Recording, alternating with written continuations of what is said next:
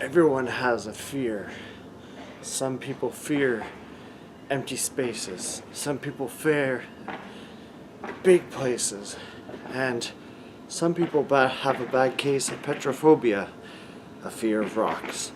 But fortunately, I have none of these fears. And I don't fear the latest Goosebumps game, not even in the dead of night. As this is Goosebumps Dead of Night, or Dead in Night? I think Dead of Night. So go after what gives you goosebumps, and face your fears, even if it's rocks, because it's important to face your fears.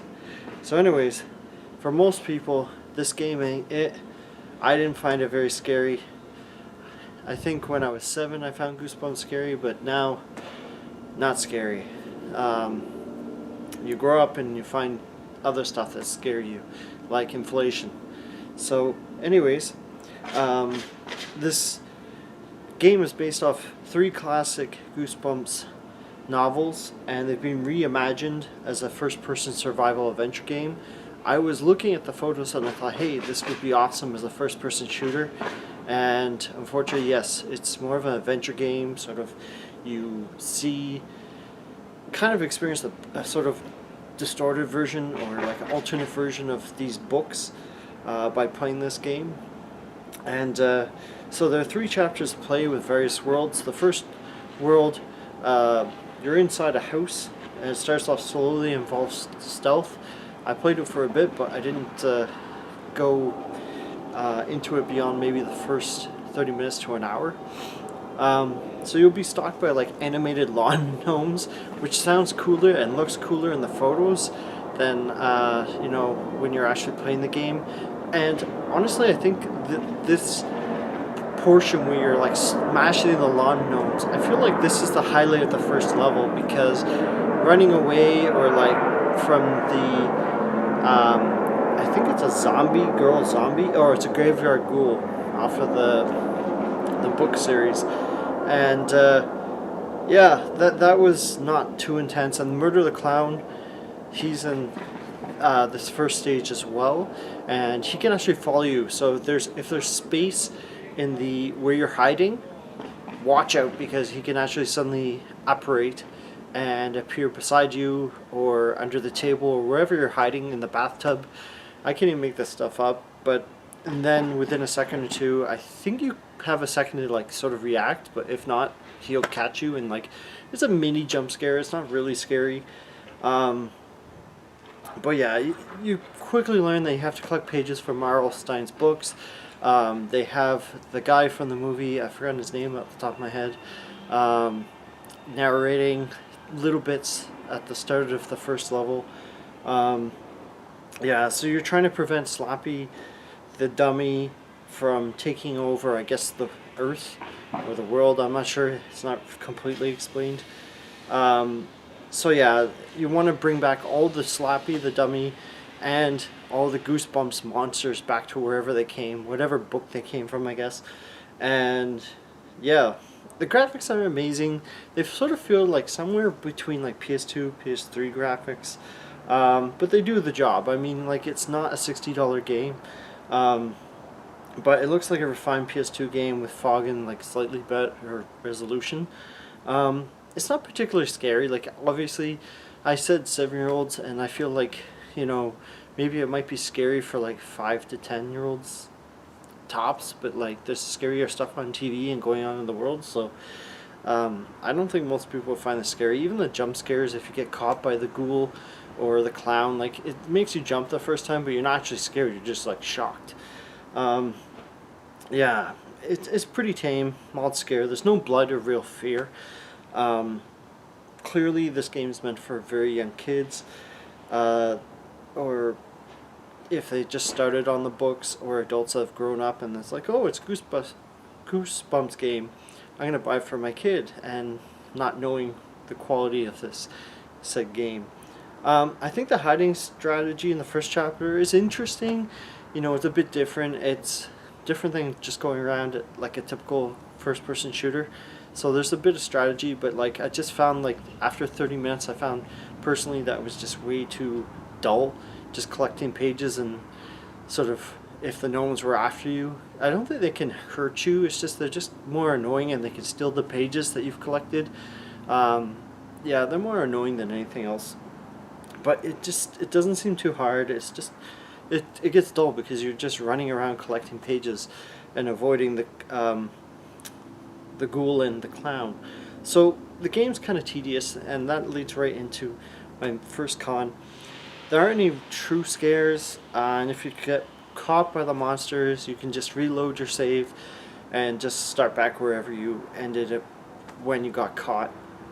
Um, yeah, and you're going around, and it's just a basic collectathon for the pages from the book in order for you to progress. I think there's 10 pages in the first stage. I think I got like half of them, but I got bored far sooner than I got them all.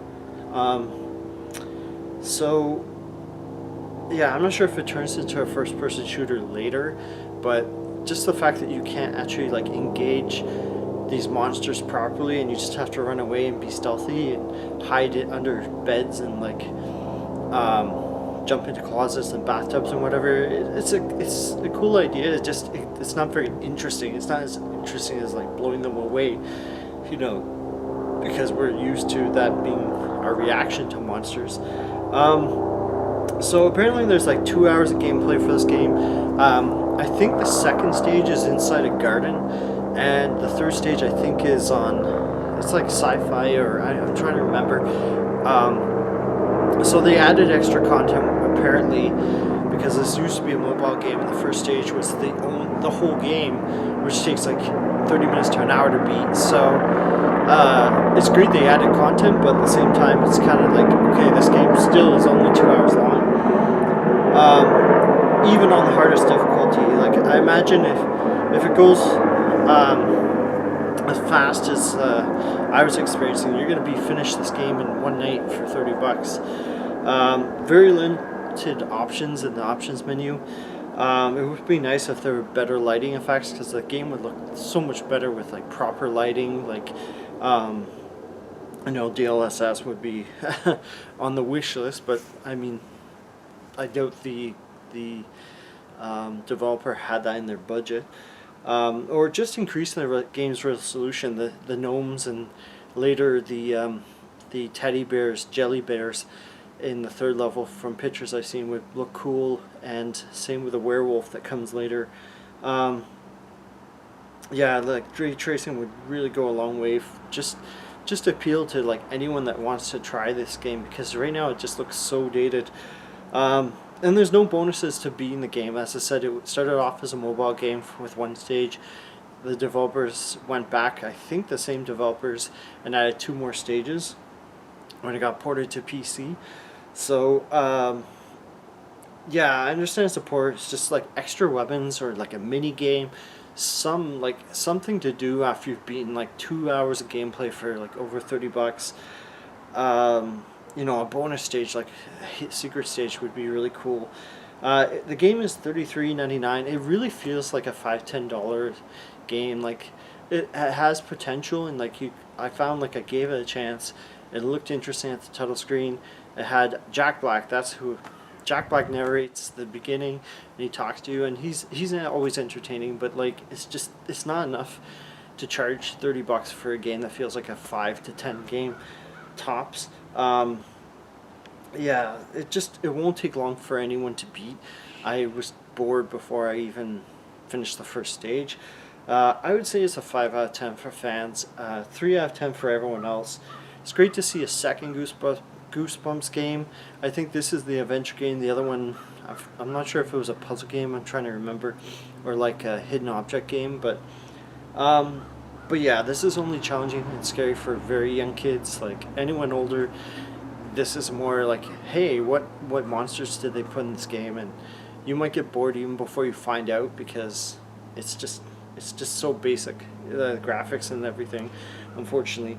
So yeah, proper Goosebumps, this is where I was leading to. Proper Goosebumps FPS would be awesome. I mean, if they tried to do that rather than try and cash in what it feels like on a mobile, like 1 level, 3 level game, I think that would be really cool, and like I think it would do well because if you look at like the Nerf Legends game that came out, there's clearly like some sort of market for an FPS that's not just for adults but also potentially for kids and can get the kids market. And you don't really see that. I can't remember other than Nerf. I haven't seen any like FPSs for kids or could be for kids. But yeah, and even multiplayer in the sequel, that would be cool, and it wouldn't be that hard. I mean, they would just have to expand on the current engine they have, and you know that I'm sure it would sell well, especially around this time of year before Christmas. So, yeah, a new Goosebumps game would definitely give me goosebumps, and yeah, I'm sure it'd bring in the money, and yeah, it'd be taste as good as candy. So keep on gaming. Bye.